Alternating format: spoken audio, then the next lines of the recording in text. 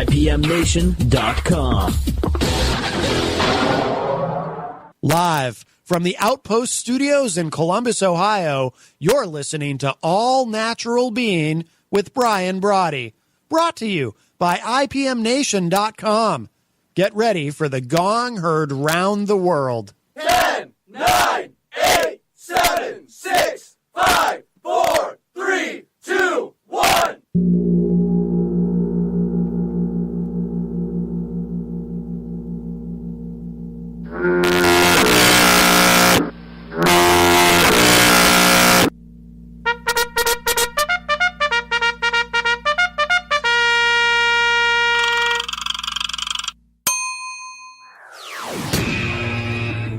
All Natural Being. Warning, All Natural Being with Brian Brawdy is designed to shake your sense of self to the core. It's full contact psychology with an empowering twist, a philosophical loofah for your soul. For those of you not ready or comfortable releasing your inner superhuman, listener discretion is advised. Here's your host, Brian Brawdy.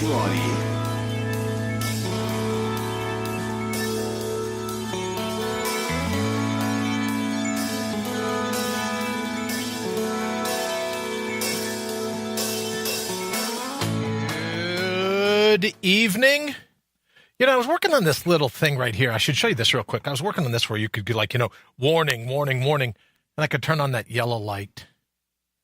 Yeah, but it doesn't quite do what I thought it would do. So maybe we won't do that yellow light. But let me just say before I welcome everyone, if you can think of a way that we can incorporate that warning light, I think it's a good gag.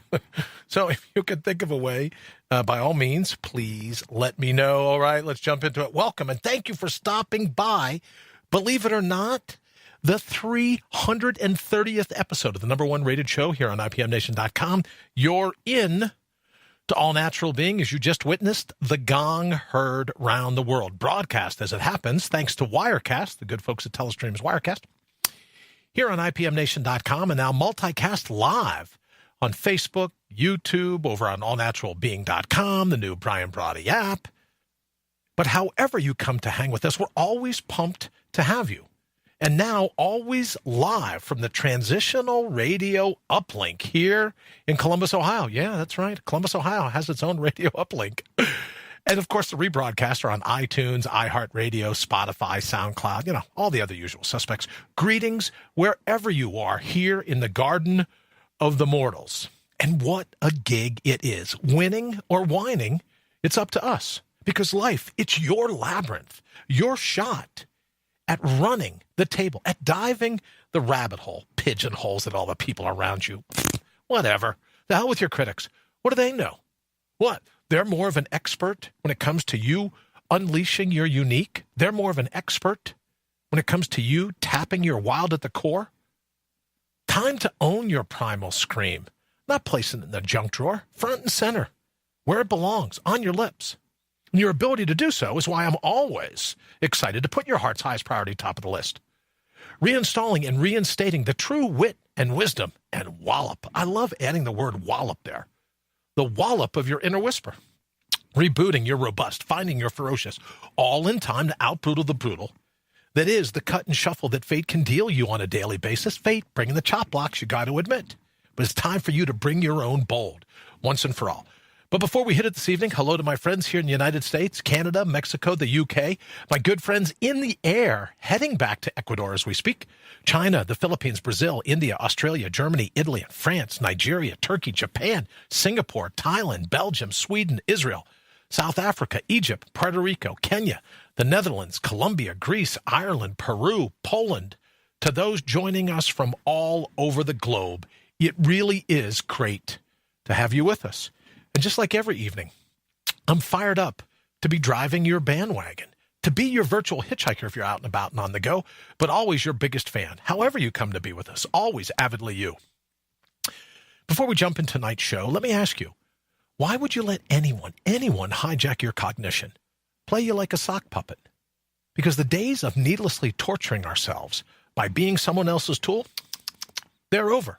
Once we decide it's time to take life into our own hands, right? So the next question, what are we waiting for? Here's your opportunity to mortal up, So what do you say? Let's go kick in some doors. And I'm really excited about tonight's show because I also want to be able to tease what we're going to be doing tomorrow night. I'm really excited about tomorrow night's show as well, but we'll save that for a little bit later in the show. I'll get here to the thread in just a minute. But one of the things that I wanted to talk about this evening, what I wanted to kick open here in the thread is, how you figure out we can use this, our alarm light, right? Warning, warning, warning. See how we can figure that out. We can get that in. Yeah, I don't think it didn't do what I thought it would do. All right, we'll think of something. But also what I wanted to talk about is we started this morning, every morning now at 7 a.m. Eastern time, we do a bring your own bold, kind of like priming your mind for the day ahead. If you're, anywhere here in and around North, South America, the time zones I'm talking about. We do a little thing to kind of prime your mind. Because now there's all kinds of scientific studies that say it's not necessarily your to-do lists, right? It's the mindset you bring to them. It's not optimism. It's not pessimism, of course, but it's just you being you deciding to own this particular moment in all of time, to own your day. It's the copy of the new book by Aubrey Marcus. Own the day. Well, that's what we do every morning at 7 a.m. is how can we launch that? Well, how do we do it? Bring your own bold. It's in you.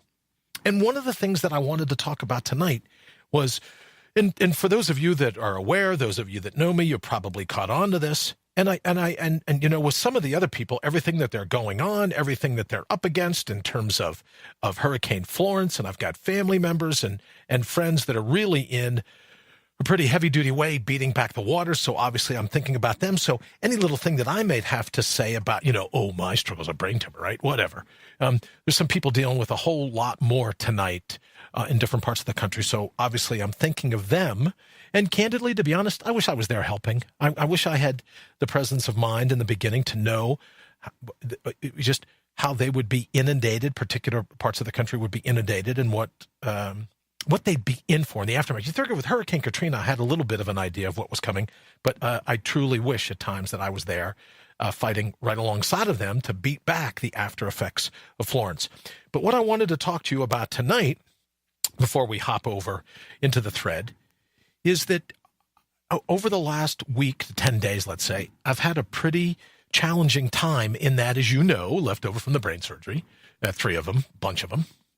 I have a very mercurial, let's say, relationship with spinal fluid. It comes, it goes. It seems to have, literally, no pun intended, a mind of its own. And sometimes spinal fluid will leave, and they're pretty debilitating pressure headaches. Other times, extra spinal fluid will stick around, and you got it, another form of pretty debilitating pressure headache. But through all of that, what I've realized, especially over the last 18 months, is that there is this kernel. There is this small little part that's outside the ebb and flow, outside the peaks and valleys. But there's just this one little piece. It's inside of me. It's inside of you. It's inside of all of us. Just this one little piece that doesn't buy into the good times, doesn't buy into the bad times. It just says, I am going to do this. Fate may try to chop block me, but here's my counterpunch. And I tried to explain it to my good friend Lee the other day. It's like a crouched, ready to pounce tension that just doesn't go away, and it doesn't let you rest. It doesn't let you, it most certainly doesn't let you feel victimized. And I don't want to say it's a challenge, because it's not a challenge. It's right, hard for me to put it into words, as you must be thinking. But it's this acorn, it's this spring that at every particular moment just seems to want to jettison, that want to jump, that wants to catapult or I call it unleash, right? It wants to be let go. And what I've noticed is this little kernel of potential. It doesn't care whether you have a headache or not. It doesn't care whether your eyes are burning or not. It doesn't care if you're dripping spinal fluid all over the floor or not. It just doesn't care. It says, so what? So what? I don't feel good. So what? Who cares? Well, I'm not in the best mood. So what? Who cares? And it's hard to describe, but it's this little taunting is the only word I could think of, right? I would use my troll, but it's not negative. It's just this little taunting that says, all right, come on, let's go, needle knits, up, let's go. Yeah. You got a sad song to sing. Everyone's got one. And that's what I wanted to talk about this evening. Let me say hello to everyone first here in the thread. Patricia, hello, everyone. Glad I could make it, Patricia. We are fired up to have you here. Darren, good evening. Nice to see you, sir, as always. Shane, hello to you as well. Wayne, thank you so very much. And everyone should know, Wayne says, hello, world. Wayne is instrumental in helping me in all kinds of ways. We'll go through some of those tonight, some of the different things that I'll show you. But Wayne's instrumental in helping me with a lot of the technical stuff. I couldn't pull it off if it weren't for Wayne's help, to be honest with you. Okay, we already said hello to Darren and hello again to Shane. Oh, hi, Lee. I was just talking about you. Thank you for joining us. You need a couple of mirrors behind the light that will amplify the effect. You know what? That's a great idea. Shane, that's what I need to do. Janile, thank you for joining us here at All Natural Being. Good evening. Nice to see you. Marcellus, thank you very much. Kelly, thank you for joining us here at All Natural Being. Nice to see, even if it's your avatar, even if it's your smile pop up in a little picture, nice to see you. Lee, as I said, I was just talking about you, and I should also, adrenal preload creeping in on you. Ooh, look at that. Could very well be. Hey, Marcellus, nice to see you as well. Could be.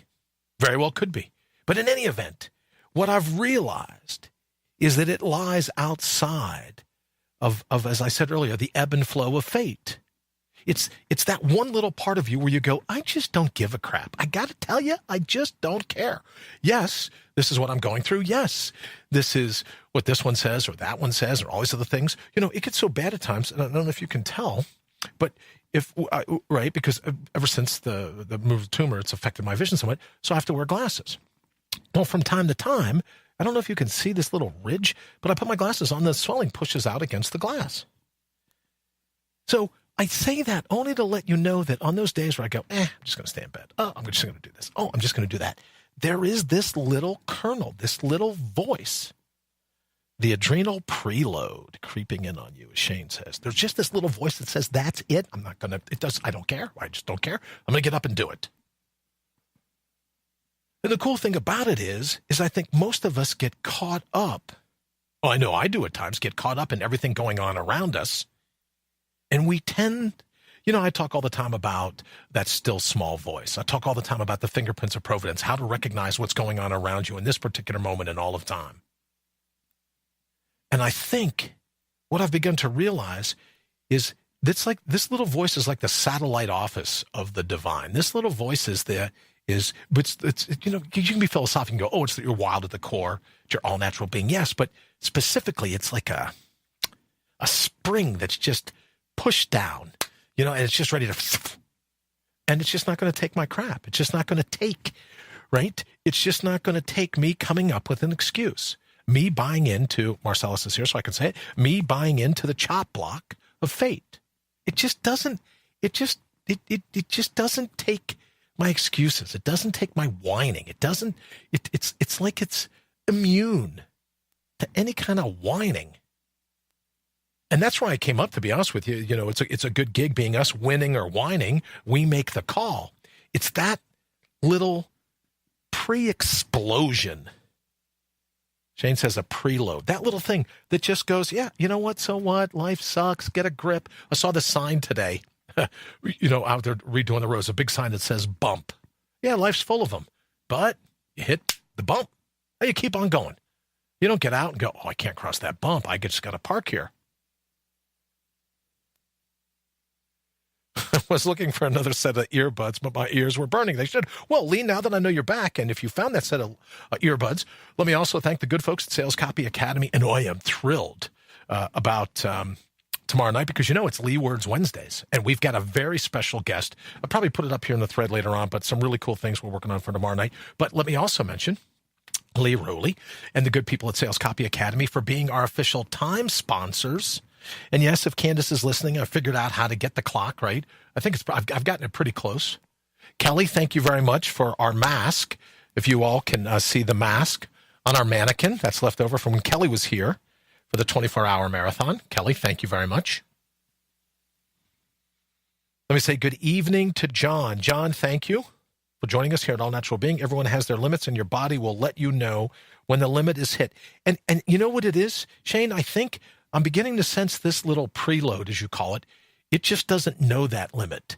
And if it knows that limit, I don't think it cares. It's I don't know how else to describe it. It's just like a taunting where, when you go, all right, let me just, no. Well, how about a timeout? No. Well, why don't we just no, right? It's its own urge to explode. It's its own urge to not take any crap from fate. And the point that I'm making is that I'm beginning to think that minus the brain tumor, I may never have recognized that little atom, right? That little atom waiting to explode. Hello, hello. Great evening to everyone and to you, John. Thank you for joining us. All right, we're taking your calls this evening. Don't forget 833-462-3968. Thanks to Wayne, I get to do this. Please stand by. I get to do this. Little placard that says, join Brian as he takes your calls. 833-GO-BU, 833-462-3968. Now, here's the scoop. We're working it out with Grasshopper so that when you call that number, they're going to say, oh, do you have an extension? Just hit 0, and that'll put you right here through to the studio because I don't have anyone to answer the phone. So an easier way to do it is just hit 0. It'll go, oh, please stand by. See if that line's available. And it's right in here to the studio. So if you get that, 833-GO-BU, 833-462-3968. Do you know what? Do you have a sense? Do you ever have that feeling you got this little thing inside of you that just will not let you surrender? Will not. And, Shane mentions it.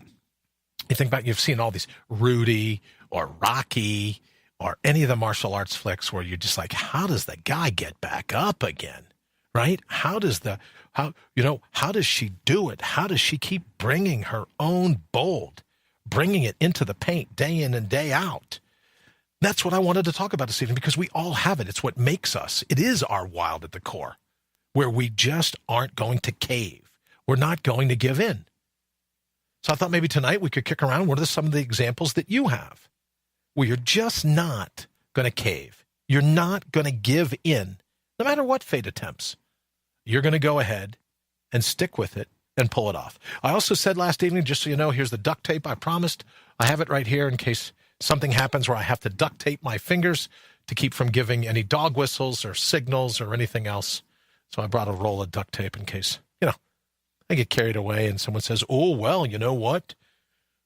That was a hand signal. Well, I'll be able to say, no, in fact, it was duct tape.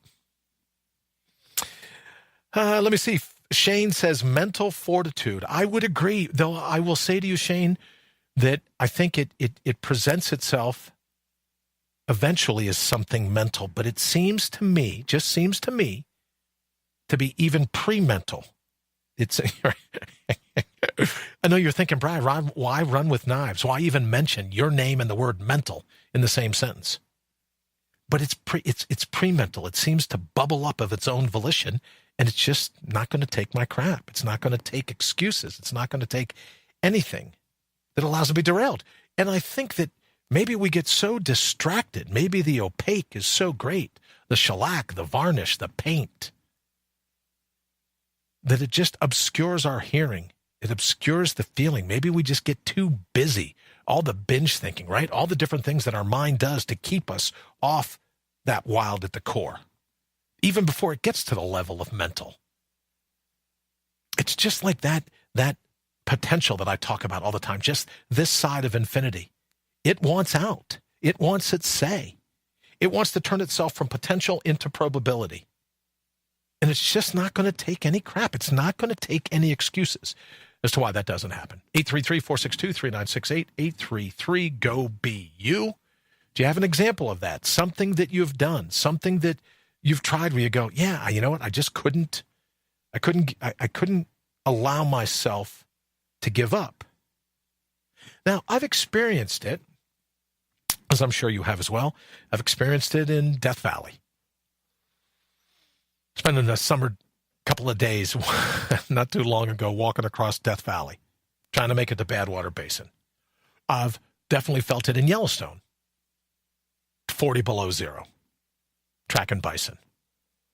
I've felt it in Alaska. I've felt it in the Everglades. You know, where the mosquito bite rate's just like 400 a minute. You're like, are you kidding me? But that sense of fortitude. All right, let's go ahead and take a quick call. Good evening. Welcome to All Natural Being. Who do we have? Hey, this is Shane. Hey, Shane. How are you, sir? Well, busier than a one-legged man in a butt-kicking contest, but other than that, I'm all right. Good to know. What's going on in your world? Oh, life. Life? I got you. I've been out of commission for a little while with a cold, and we're moving, so that's always fun. Would you like moving houses or moving jobs? Like, what are you up to? House. Right? Yeah, we're just moving, like, I don't know, 3 miles down the road. But, oh, that's not too bad then. yeah, I mean, as you know, we're in Henry's house right now. Oh, and, wow. We're having one built for Good for ourselves. you. So very cool. But at any rate, now I was trying to think of examples of what you're talking about. That just that urge, that point where your body says you're not giving up. Just right. Period. And I mean, I don't know. There's been some situations where, whether it be a fight or flight situation or just in a job or something where, and you just, like you said, you just get that feeling where you want to stop, right. but your body or your mind just won't let you. And even it makes sense to stop. You know what I mean, Shane? Like if you were to rationalize it, you'd go, well, of course you should take a break. Of course you shouldn't go behind that door. Of course you shouldn't do it. And then there's that other little voice that just goes, don't listen to that crap. Just do it. Just get in there. Just mix it up. Just bring it. And it seems more pronounced now in my life than ever. Well, and that may be because of what you do, helping others realize their potential, that you're more attuned to those feelings in yourself now, that, you know, when something creeps into your head, you just have to act on it because you know that's what you would tell somebody else to do. So your body is forcing you to walk the talk. You know, walk exactly. Okay. Walk the walk. It could very well be the case. And I mean, I've similar situations that I've been in. Usually, if you get to know me at all, I have a hard time holding my tongue when the BS is ever so present. Well, you're always welcome to call here and let it loose. You're always welcome to dial in here. And there's enough of it going on, Shane. Good golly. Just, you know, we talked about last night, we're not going to talk about politics, but that's why I just try to stay away from the TV anymore. It's you couldn't write this stuff if you were a comedy writer. I know, right? You'd go, but oh, wait a minute. These are the people we elect. Right. And I remember a time... And I should probably not say Hank Johnson. I should probably not say the name Hank Johnson. Probably just shouldn't say it, right? But, right. He's another elected official. Cranking Hank Johnson. You know what I'm going to say? Because most times you say the word Hank Johnson to people, they start laughing right away. But you know what I'm going to talk about? So here's an elected official, right? And he's interviewing some generals, I guess, Joint Chiefs type thing. And they want to put Marines on the Guam, right? They want to extend the Marine base in Guam. And he's got all this brass, all these stars, all their awards and ribbons and whatnot, you know, all the scrambled eggs hanging out, all the spackle. And he says, well, General, do you know the size of the island of Guam? That's right, John. Absolutely. John's already put the punchline in. John knows. He goes, do you happen to know the size of the island of Guam? And General turns to one of his, like a colonel, a stenographer at that level. Right. Turns to the stenographer, colonel, and says, what's the square mileage? And the colonel goes, you could just see the colonel going, how the hell would I possibly know what the square footage of Guam is? But in any event, he kind of whispers in, and the colonel says, oh, no. And Hank interrupts him and goes, well, I do know. And he says, I have some serious concerns, right? And I can't hold it anymore because John's put it in. But Hank Johnson, elected official, right? You're one of the legislative Leviathan, says he's afraid that introducing more Marines and their armature to the island will cause the island to capsize. Now, before you think, Brian, it's not nice to make fun of people. That's not a true story. That's an urban myth. You should just Google, just go to YouTube, put in Hank Johnson. You don't have to type. I mean, if you want to make it a little easier, you could type in Guam, but just type in Hank Johnson and Guam. John, maybe I could ask. Oh, and he's from Georgia? I don't know. Maybe I shouldn't be making. Is Georgia having a tough time in the weather? Maybe I should let up on cranking Hank. But John, can you go in? Candace, good evening. Welcome to All Natural Being. Could you, if you find it, John, could you put the link up here so people in the thread can see it? But here's an elected official, the legislative Leviathan, one of your congressional Spartacus types, who thinks the island of Guam will capsize if we throw on some other tanks. So you can't make that stuff up. Darren says it's on YouTube. I've seen it. So I'm not making it up, Jade. And he's serious.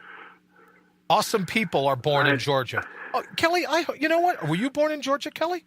I believe, even if you weren't, I believe you're absolutely right. Awesome people are born in Georgia. The awesome ones, a good number of them just apparently leave before they vote for legislative folks. Or they just put people in power that think an island can tip if you put too many people on it. Maybe I should leave it. Maybe I should leave it like that. David Ray, thank you, David. Good evening. David put it up for me. Thank you, David, very much. If you get a chance, yes, sir. Oh, John put it in too. So if you get a chance, Jane, watch that. You'll be blown away. You'll be blown away. Right, and that's one of the many reasons why I left the military, because you have senior leadership that are in charge of troops and airmen, in my case, that they just don't get it, and they can't tell the difference between the tire and landing gear, and it's just scary. And then they get out of the military, and apparently they run for Congress. No, I don't know. Probably Hank has never been in Congress. No, that's not nice. I am Spartacus moment. But in any event, I think the thing is, Shane, you can't write this kind of stuff, is what I'm saying. Right. Well, and that's what I was going to say about my example of that creeping up on you and just not backing down. I ran into an instance where, it's a high-stress situation. Everybody was freaking out, and I had my commander come in, and he's a lieutenant colonel, and, this was a day after he just lambasted the entire squadron for not following orders and following the manuals and stuff, and then he comes in yelling at me and telling me to I'm telling you should deviate from this particular step. And I'm like, okay, I'm done now. And I just went off. And thankfully my supervisor and his supervisor were around. And they're like, Shane, why don't you just go take a walk? Because they could see that I wasn't going to let up. But, I knew if I opened my mouth and I started spouting off, to an officer higher rank, that I could have my rear end in a sling really quick. Leavenworth is they've got nice weather in Leavenworth. Right. So many months out of the year, right? I'm with you. Right. I'm with you. Yeah. Or you could be like assigned to Minot, North Dakota, right? Oh, God. What is that saying? Why not? No, Minot, Friesen's the reason? Sure. Hey, Shane, you'll be heading to exactly. Minot. Air Force Base, right? So I absolutely understand what you're saying. But it's just, but as it turns out, when all was said and done, the dust cleared, everybody calmed down, and we were back at home station. Mm-hmm. That same commander that I yelled at, he pulled me aside and in front of the entire squadron apologized. I was wrong. He was right. And, and he apologized to me in front of everybody. And, he didn't have to do that. Right. But it's those circumstances where you shouldn't, but at the same time you can't stop. And there's no telling what could happen after the dust settles. Sure. You at some point you're going to have to let it go. Yep. And let the chips fall where they may. I agree. Shane, let me say real quick. David Ray Bowman, thank you for the link. He says, gotta run, amigo. Yom Kippur starts in an hour. See you in a couple of days. David, have an absolutely fantastic holiday. Good evening also to Sarah. Sarah, thank you for joining us here at All Natural Being. We're talking with Shane and everyone here in the thread about that some have called it a whisper, the still small voice. It's been around, made popular in writings for thousands and thousands of years, but that it's something that's accessible to all of us. That little inclination that just refuses to let you let it go. It's what causes you to drive on where apparently common sense or good sense or everything else is stacked against you. It's that one little voice that hollers, get up, stop your crying, right? Let me do this. I love this one, Shane. Right? Just get in there and mix it up.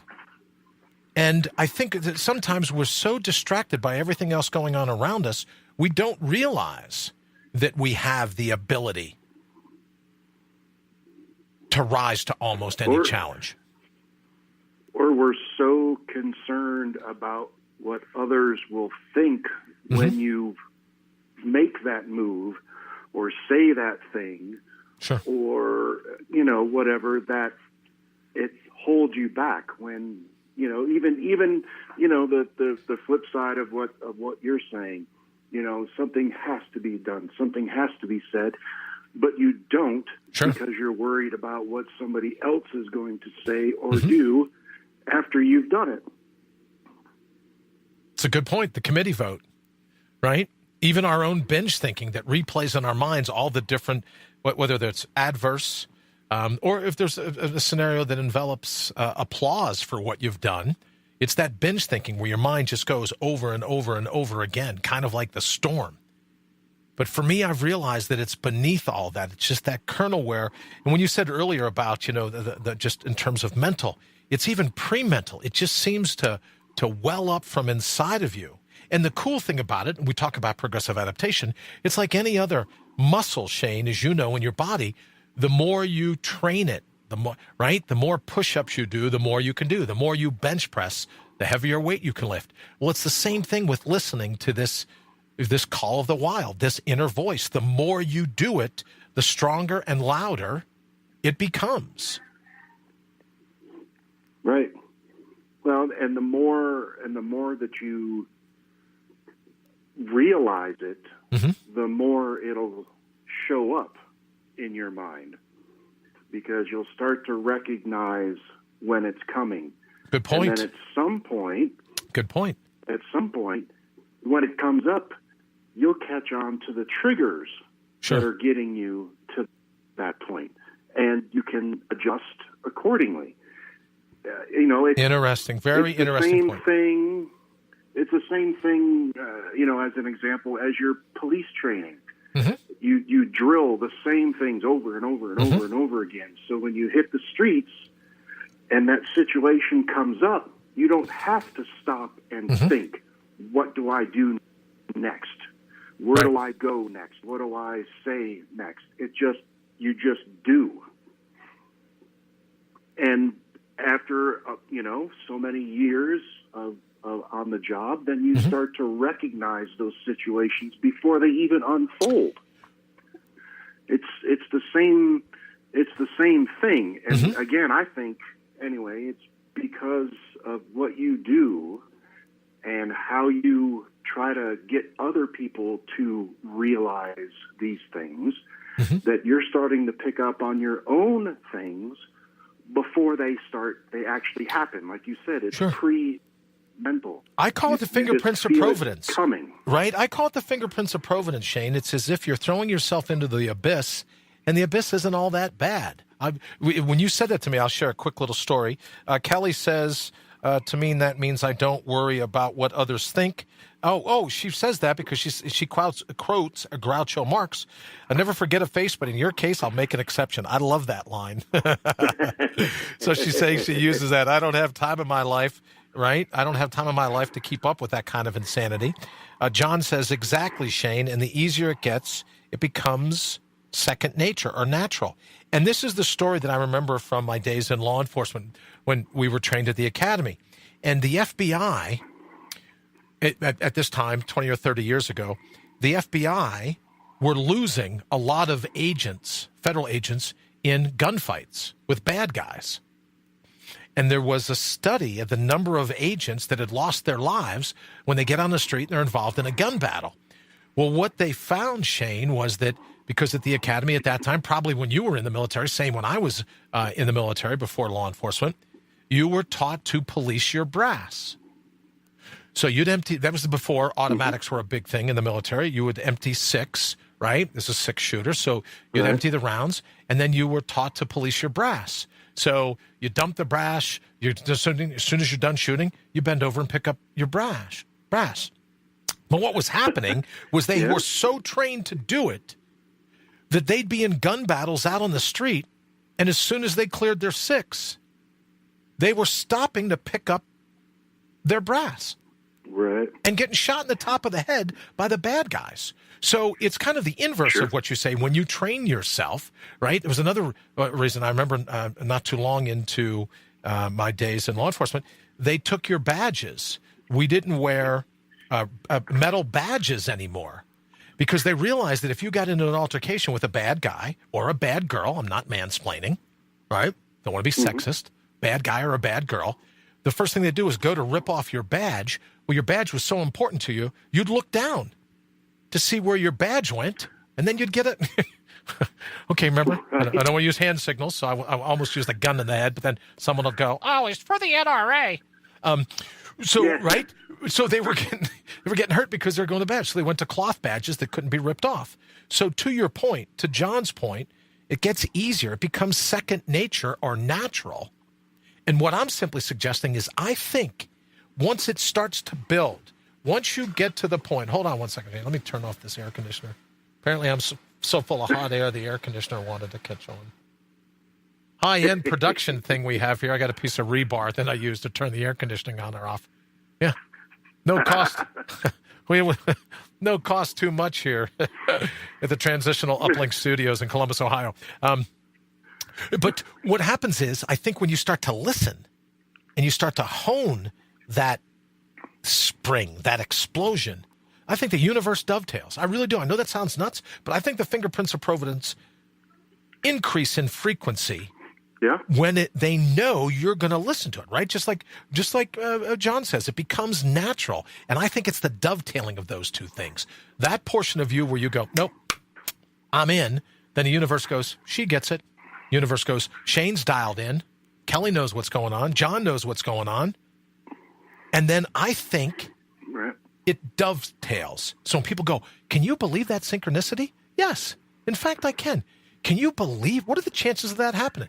Well, I say pretty good, right? Because I think once you start to groom it, once you start to hone it, the universe tends to step up and take notice. And that's why I say in the labyrinth of life itself, the ups, the downs, the lefts, the rights, the pivots, the swerves, all cul-de-sacs, no dead ends, some blind alleys from time to time for sure.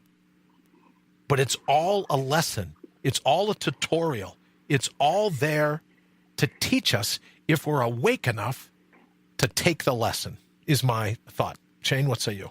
Yeah, absolutely. And at the same time, if you continue to ignore it because, either you just write it off as, whatever, or you're not recognizing it for what it is, then the universe will continue to give it to you even harder. Yes. Until, it goes from, a poke. Hey, you, to, okay, all right, so I'm going to poke a little harder. Right. To, okay, now I'm going to just smack you in the head with it, right? Because you're just not getting it. Do you remember the movie Back to the Future? Do you remember the movie Back to the Future? Yeah. I always think of that when the guy comes up and goes, "Hello, McFly. Are you in there?" Yeah. And he knocks on your forehead. Exactly. It's been my experience that the universe knocks on your forehead and goes, "Needle nits, are you in there? What's going on, Bry? Come on, pay attention." But at the same time, the quicker that you catch on to these little precognitive pokes,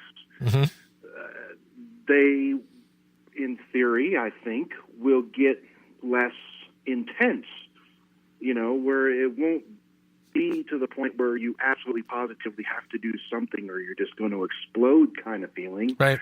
To, okay, yeah, I see that. We can work with this. Let me, let me do something, and that's, again, becoming more aware, more cognitive of, those little pokes that you're getting. And that's why when people say to me, "Oh, I could use a sign," there are those days where I go, "I don't need any more signs. I can't take any more signs. No more signs. No more knocking. No more pokes." Right? I get it. Right. This is right. This is what I'm going to do. And I think that having this ailment of late has really kind of caused me to pay more attention to that than I may have ever paid attention to it before. I think it if anyone can benefit from the things that I've gone through, it's just that outside the normal flow of spinal fluid, the normal ebb and flow, that when the headaches become the worst, when the different parts of the ailment become the worst, the one thing that's always constant is that desire to launch the counterpunch. And as the universe would have it, good friend of mine, Blair, thank you for joining us. The king of the counterpunch.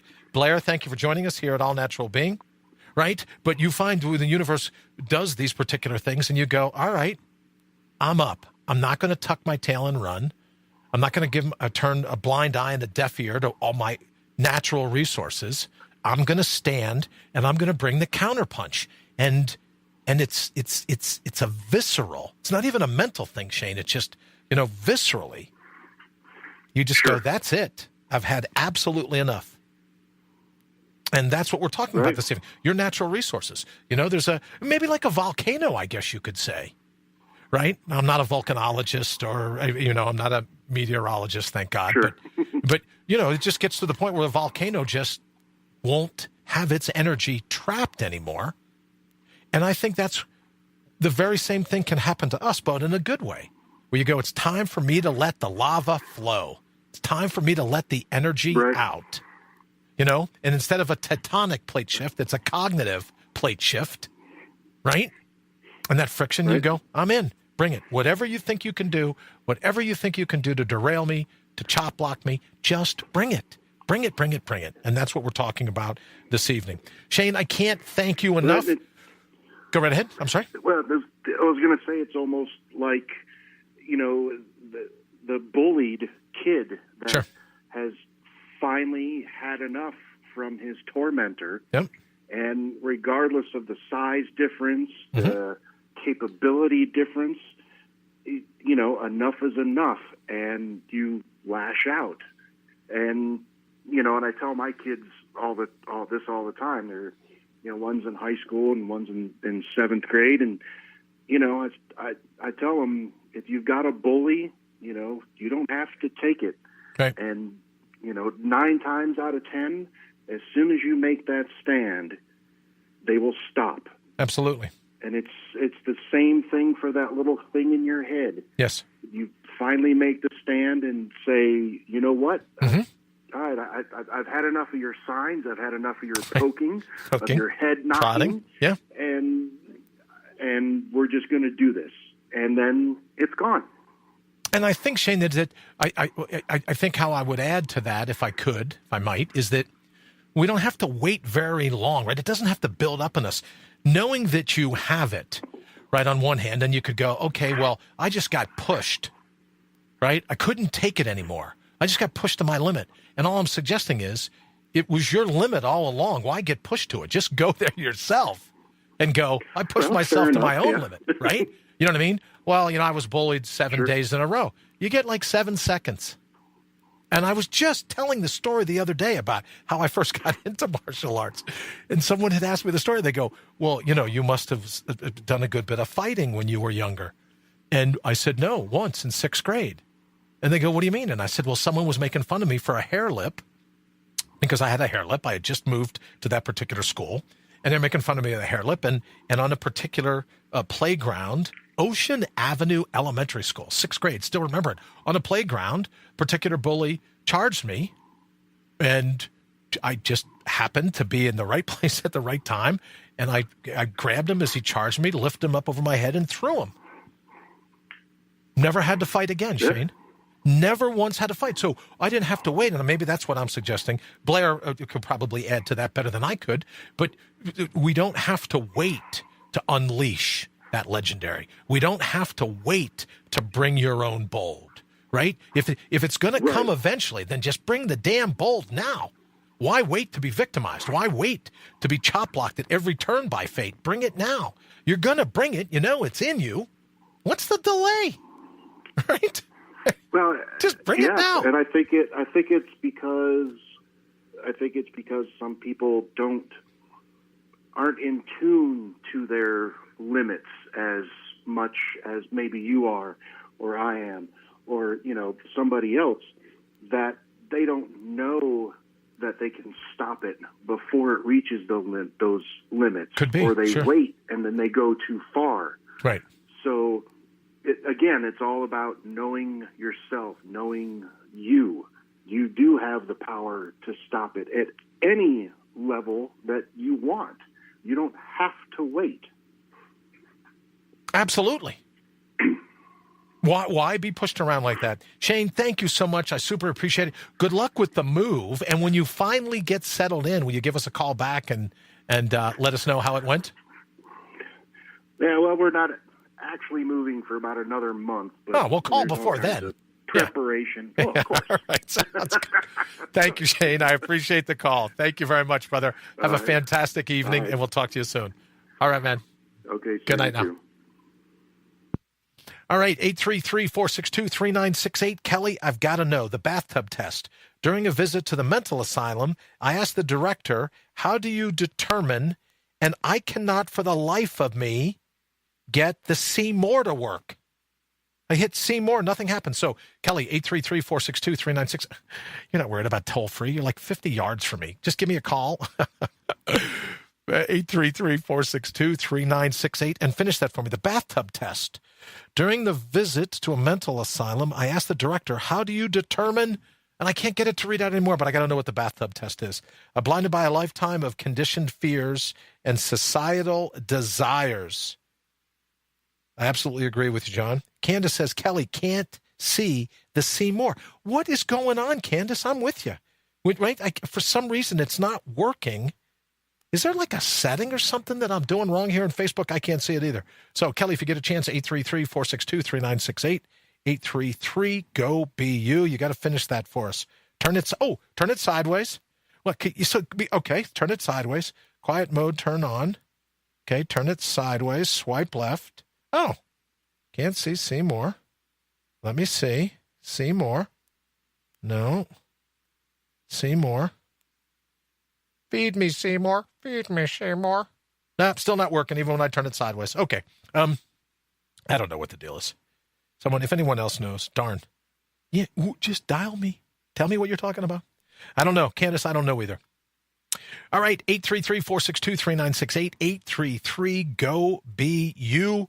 What we're talking, feed me, Seymour, feed me, Seymour. What we're talking about is that little kernel, that little area of you. I know, John, right? Darn, I'm with you. That just gets to the point where you go, I'm just not going to take it anymore. That's just it. That's what was the straw that broke the camel's back? That's my tipping point. If you're Malcolm Gladwell, you'd probably call it a tipping point, right? What is that? Where does that sit within you? And the question I ask is, why wait for it to be triggered after lists of offenses or lists of days when you have the ability to bring it right now? John says, good thinking. Darren says, I am among giants. Well, at least in my own mind, right, Darren? Thank you, brother. I appreciate it. Yeah, I don't know what's going on with the Seymour, but I can't see more. So if you get a chance, 833-462-3968, 833-GO-BE-YOU. So now, tomorrow night, Wednesday, right? Tomorrow, all day. But tomorrow night, Lee Words Wednesdays, where my good friend, just an absolute cut-up and hysteric and a brilliant guy, Lee Rowley, will be with us for Lee Words Wednesdays. And we have a very special guest. We've got a pretty cool thing that we're going to start to do tomorrow. So if you know of someone that's interested in bringing their own bold, as Candace just says, I am a Viking heart. There you go. If you know someone that's got a Viking heart and they go, oh, you know what? I could just use a tagline. I could use some copy because I'm going to launch my business. I'm going to build my brand. I'm going to bring my own bold. And then here's what Lee's agreed to do. We're going to bring on, for Lee Word Wednesdays, some of the top coaches, some of the top minds when it comes to teaching you how to unleash your legendary, how to bring your own bold, right? How to be your own unique. And we're going to have them come on here on the show, and we're going to hang out with them and talk to them. And then we're looking at launching the podcast, where it's really more of a live cast or a now cast or a present cast. What's that number? Thank you, Kelly. 833-462-3968. Yes, Candace, he is cool. 833-462-3968. It'd probably be just easier if you just ran over and shouted it out in the window. But 833-462-3968. If you get a chance, give us a call. I'd love to know how to finish that bathtub thing. What's that number? So Lee will be coming on. We'll be working with other top coaches. And then, right, as we get ready to launch Copy That Speaks, every week we're going to pick a lucky listener, and that listener's going to go, oh, I've got this business idea. And then you'll have some of the, a pretty decent brain trust to be able to say, did you ever think about this? Did you ever think about that? Let's write this tagline. Let's use this as some copy. And we're going to craft the launch of that tagline. You give us 20 minutes, we'll give you a tagline. We're going to craft the launch of that tagline right there in that show. And it's going to happen live. So I'm really excited to be kicking that off tomorrow. But for right now, let's take a call. Good evening. Welcome to All Natural Being. Who's this? It's Kelly. Hey, Kelly. Okay, so you got to finish that. You got to finish that for us. Everyone's going, I can't see more.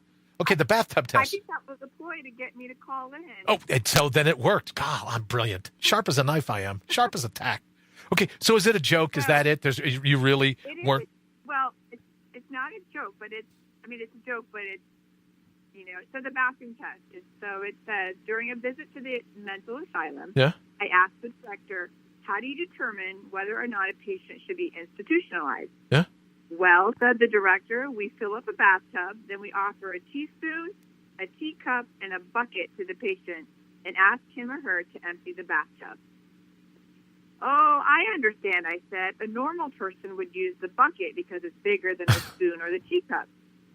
No, said the director, a normal person would pull the plug. Do you want a bed near the window? That makes perfect sense. I like that. And you know what can I tell you a quick little one that kind of reminds me of? All right, we may have lost Kelly, but I'll tell you anyways. The bathtub test. I like that. In a distant past, I had the good fortune of spending a week in the Florida Everglades in July, where the mosquito bite rate was in excess of 400 a minute. And I don't have it now, but I've played it before the mosquito sounds, but the mosquito bite rate was in excess of 400 a minute.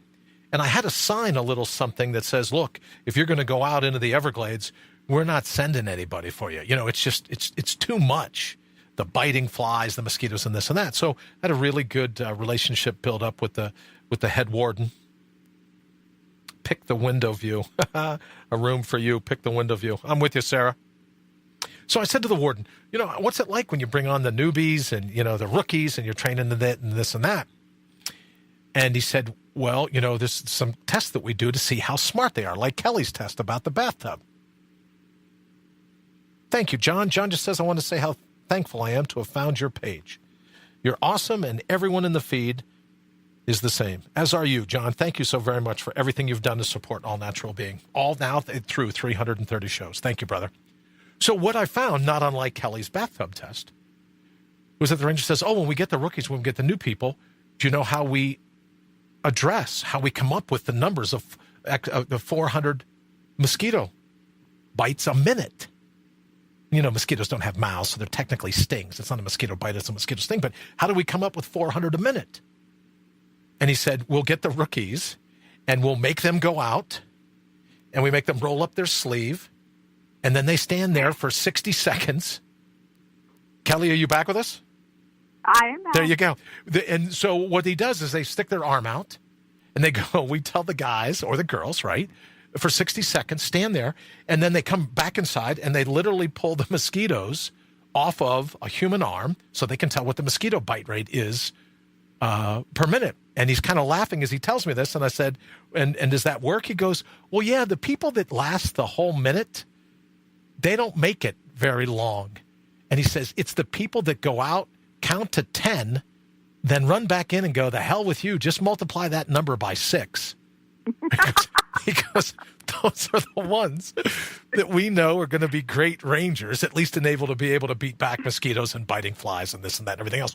Hold their arm out, count to 10, then they run in. And Kelly, when you come into the doors of some of these buildings, they had these huge, massive blowers that did nothing more than to blow the mosquitoes off your body before you got inside. So that when you told me the bathtub story, thank you so very much for that. And if you can figure out why the Seymour doesn't work, that would be great. Yeah, I can't figure that out because I was looking for it. How are you? Did you notice I have a little something for you? Are you? You probably can't. Can you see? Are you driving? Are you calling in? What are you doing? Oh no, I'm not. I would never drive and talk. Oh, you wouldn't? Okay, that's no. I mean, hands free, of course. Driving. Okay. Well, I don't know if you can notice it, but the mask that you brought over during the 24-hour marathon. Oh, I did. Yeah. It's on the statue of David. And I used the shunt, a handkerchief, a scarf, a bandana that they gave me. I used it for this. It's a toga for the big statue of David here on the set. But I used the face mask that you got me. So thank you very much for that. And thank you for the story of the bathtub. That makes perfect sense. I was thinking you were going to say they used the spoon to go down and wet and unplug the drain in the tub. But that's... No, we don't need a spoon, Brian. We can use our... See, that shows you... One by the window?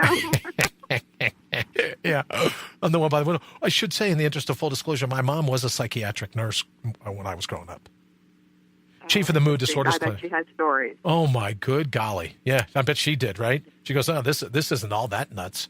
You ought to see my oldest son when I go home. Yeah, well, I was like on-the-job training for her without going to the job. She just had to deal with me all the time. Then she'd go in. Candace says, BB, I don't know how to post links and pics to the feed either. All right, Candace, I'll have to do some research. Can you can post stuff, can't you? Isn't it like copy and paste? I don't think you can post pics. You can't post pics? All right, Candace, because we're still looking for the pictures of the red birds. I'll have to work on that and figure it out as well. Kelly, thank you so very much, as always. Thank you for and the story of the bathtub. Now, Sarah says bed for you too, Brian. Not sure I know, but okay, bed for me. Yeah, my mom was always trying to send me to bed. I'll give you that. All right, Kelly, thank you so very much. Hope to see you very soon. You're welcome. Thank you. Have a great evening. You too. Farewell.